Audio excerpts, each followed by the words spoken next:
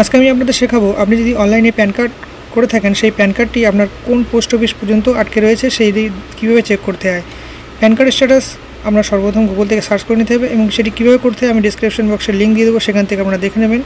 এখানে দেখতে পাবেন একটি প্যান কার্ড অ্যাপ্লিকেশন স্ট্যাটাস, এখানে কনসার্নমেন্ট নাম্বারটি এখানে দেখা যাচ্ছে। এই কনসার্নমেন্ট নাম্বারটি আপনার যদি এরকম দেখা যায় তাহলে আপনার সর্বপ্রথম একটি কপি করে নিতে হবে। কপি করে নেওয়ার পরে আপনার গুগলে গিয়ে একটি নতুন পেজ ওপেন করতে হবে। ওপেন করার পরে এখানে সার্চ অপশনে টাইপ করতে হবে স্পিড পোস্ট ট্র্যাকিং।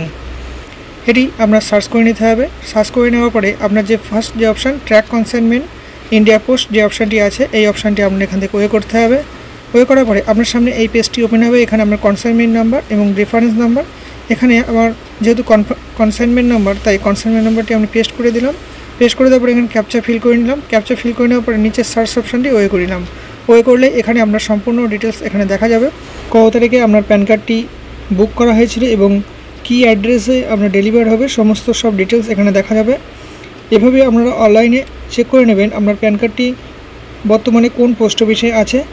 আজকের ভিডিও এখানে শেষ হলো। সবাই ভালো থাকবেন এবং সুস্থ থাকবেন, আর এই ধরনের ভিডিও পেতে চ্যানেলটিকে অবশ্যই সাবস্ক্রাইব করে রেখে দেবেন।